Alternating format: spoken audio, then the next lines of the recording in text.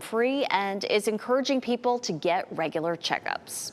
People across the South and Midwest are dealing with brutal triple-digit temperatures and dangerous tornadoes. NBC's Priscilla Thompson reports on the deadly heat impacting millions.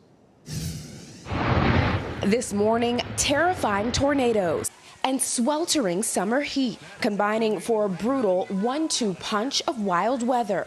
I don't think we're done climbing on temperature. Temperatures across the South again topping triple digits, baking some hard-hit communities for the third straight week. Tens of millions facing even more heat alerts in the coming days.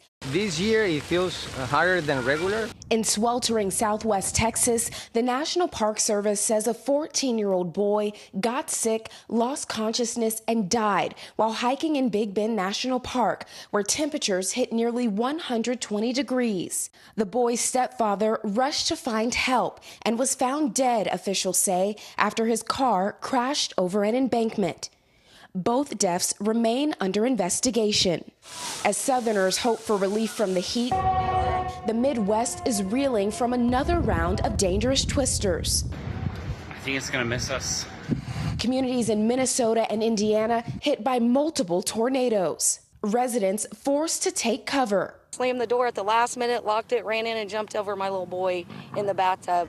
And in Florida, new video shows the terrifying moments a fast-moving storm swept aboard a Royal Caribbean cruise ship leaving Port Canaveral.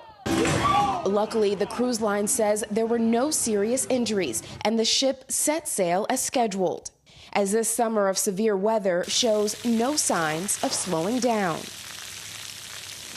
Talking about some of the heat in our area. We haven't had to deal with it too much, but feels like in the triple digits for us. Right, so it's hot and steamy for us, but that's really the least of our weather worries today. We do have a level 3 risk for severe weather. And Elizabeth, this is way out of the norm for this time of year. You know, we only see on average a level 3 risk twice a year. And of course, we usually see that during our severe storm season, which is March to May. So this is highly unusual to see this level 3, especially this time of year. But we have some cold air that's going to be moving in aloft, and that's going to help to fuel some stronger thunderstorms. Damaging wind will be the biggest threat. We could see tornadoes, an isolated threat of tornadoes, and the potential for some hail as well. We take a look at the big picture again. Right now, we have a lot of storms here over Louisiana, but the storms from overnight just to our west have fizzled out now, and we're just waiting for daytime heating to help fire that up again. Let's take a look at what's happening out there right now. We'll zoom in again to dual Doppler 5000 radar, and the radar is quiet.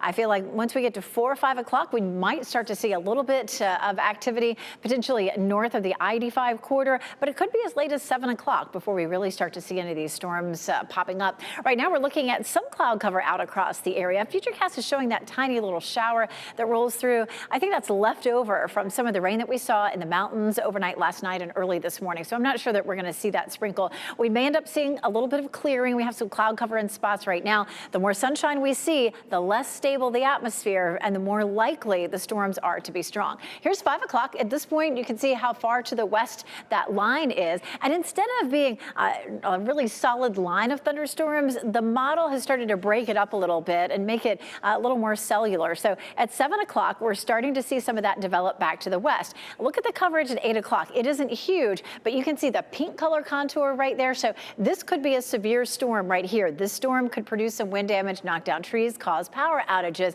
Now, you have to realize that we get this model updated once an hour. We get lots of new data here. And so the next time it might be in a slightly different location, but just know that we may start to see some of these strong storms around 7, 8 o'clock. You can see at 9 o'clock moving across the triangle area, becoming a little bit more of a line from Rocky Mount through Raleigh at around 10. At 11 o'clock, all of that starts to slide off to the east. And again, a little bit more of a line there at midnight, and then moving out by around 2 a.m. or so with a few lingering isolated showers back to the west.